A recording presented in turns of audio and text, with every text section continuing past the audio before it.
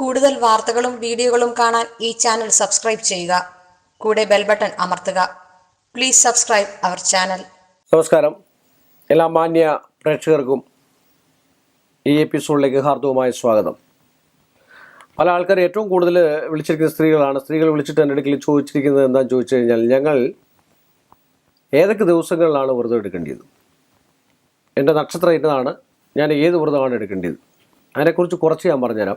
ഇപ്പോൾ കണ്ടകശനി, ഏഴരശനി, ഇപ്പോൾ കണ്ടകശനി നടന്നുകൊണ്ടിരിക്കുന്ന മീനക്കൂറുകാർക്ക് ഉത്രട്ടാതി, രേവതി, പൂരുരുട്ടാതിയുടെ കുറച്ച് ഭാഗം അവർ ശനിയാഴ്ച വ്രതം ഇപ്പോൾ എടുക്കുന്നത് ഏറ്റവും ഉത്തമമായിരിക്കും. ശനിയാഴ്ച വ്രതം എടുക്കുക, ശനിയാഴ്ച ഒരിക്കലെടുക്കുക, ശനിയാഴ്ച ദിവസം ശാസ്താവിൻ്റെ അല്ലെ ശിവൻ്റെ ക്ഷേത്ര ദർശനം നടത്തുക, അവിടെ പ്രത്യേകം വഴിപാടുകളും കാര്യങ്ങളും ഒക്കെ നടത്തുക. ഇങ്ങനെയൊക്കെ ചെയ്ത് കാണുന്നത് ഏറ്റവും നല്ലതാണ്.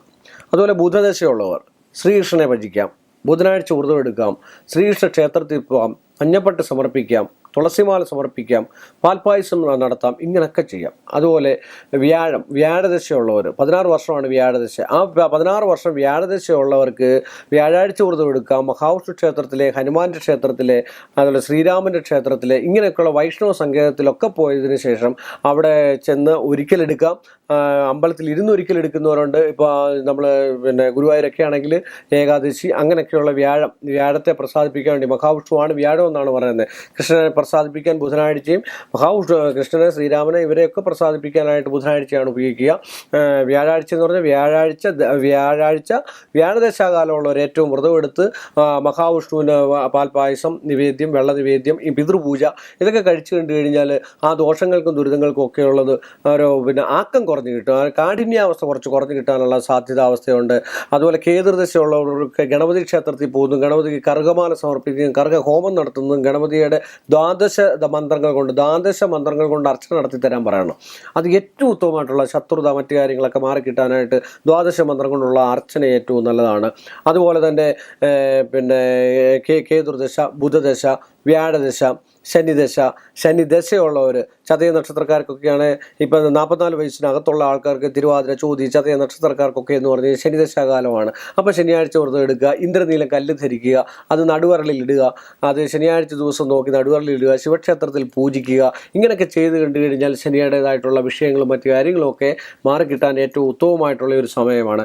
അതുപോലെ വിവാഹം കഴിഞ്ഞ സ്ത്രീകൾക്ക് ഭർത്താവ് ഉത്തമമായിട്ടിരിക്കാനും സ്നേഹിക്കാനും ഒക്കെ ഞായറാഴ്ച വ്രതം എടുക്കുന്നത്, രവിവാരം, സോമവാരം വ്രതം എടുക്കുന്നത് ഏറ്റവും ഉത്തമമായിട്ടുള്ള ഒരു സമയമാണ്. അത് ഒരിക്കലെടുക്കുക. ഞാനിപ്പോൾ ഒരിക്കലെടുക്കുക, വ്രതം എടുക്കുക എന്ന് പറഞ്ഞാൽ രണ്ട് വ്യത്യാസമാണ്. കാരണം എന്താണെന്ന് ചോദിച്ചാൽ ഇപ്പോൾ എല്ലാവർക്കും അസുഖങ്ങളും രോഗങ്ങളും ദുരിതങ്ങളും ഒക്കെ ഉള്ളതാണ്. ഇപ്പോൾ ഷുഗറും ഒക്കെ ഉള്ളവരോട് ഒരു നേരം ആഹാരം കഴിച്ച് വ്രതം എടുക്കാൻ പറഞ്ഞു കഴിഞ്ഞാൽ ചിലപ്പോൾ അറിയാൻ പറ്റത്തില്ല. അപ്പോൾ അതുകൊണ്ടാണ് ഞാൻ പറയുന്നത്, നമ്മുടെ ശരീരത്തിൻ്റെ ആരോഗ്യസ്ഥിതി അനുസരിച്ചിട്ട് വേണം നമ്മൾ വ്രതം എടുക്കാൻ. അതിന് രാവിലെ കുളിയെല്ലാം കഴിഞ്ഞ് ശുദ്ധവൃത്തിയോടുകൂടി വിളക്കും എല്ലാം നിലിച്ച് 4 നേരം ഭക്ഷണം കഴിക്കും, വെജിറ്റേറിയൻ മാത്രം ആക്കിക്കൊണ്ട് 4 നേരം ഭക്ഷണം കഴിച്ച് അങ്ങനെ വ്രതം എടുക്കുന്നത് ഈശ്വരനെ വിളിക്കുകയാണ്. നമ്മുടെ മനസ്സ് ശരീരം ശുദ്ധമായിരിക്കണം. അതാണ് വ്രതത്തിന് ഏറ്റവും ഏകീകൃതം എന്ന് പറഞ്ഞാൽ. ചില ആൾക്കാരൊക്കെ വ്രതം എടുത്തിട്ട് അമ്പലങ്ങളിൽ, ക്ഷേത്രങ്ങളിൽ ഷഷ്ടിയൊക്കെ എടുക്കുന്ന ആൾക്കാർ മുരുകൻ്റെ അമ്പലത്തിലൊക്കെ വന്നിരുന്നിട്ട് എന്തൊക്കെ കോപ്രായങ്ങളാണ് കാണിക്കുന്നത്. എന്നിട്ട് ഭയങ്കര ഷഷ്ടിയാന്ന് പറയും. ഞാൻ നേരത്തെ എപ്പിസോഡിൽ പറഞ്ഞിട്ടുണ്ട്, നമുക്കൊരു ലക്ഷ്യം ഉണ്ടാവണം, അല്ലെങ്കിൽ ആ ലക്ഷ്യബോധം ഉണ്ടാവണം. ആ ലക്ഷ്യബോധത്തിൽ നമ്മൾ ഒരാളെ, ഞാൻ ഗീതയുടെ 17ാമത്തെ അധ്യായത്തിൻ്റെ കാര്യം പറഞ്ഞ പോലെ, ഒരാളെ സങ്കല്പിക്കും.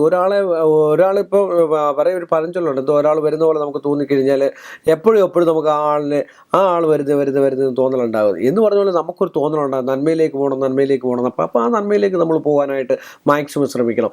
അങ്ങനെയൊക്കെ വ്രതം എടുത്തുകൊണ്ട് മനസ്സ് ശരീരം ശുദ്ധമായിട്ട് ഭഗവാനിൽ നമ്മൾ മനസ്സർപ്പിച്ചു കഴിഞ്ഞാൽ 100% വ്രതങ്ങൾക്കൊക്കെ, വ്രതം എടുക്കുവാന്നേ മുടക്കാനാണെങ്കിൽ വ്രതം എടുക്കരുത്.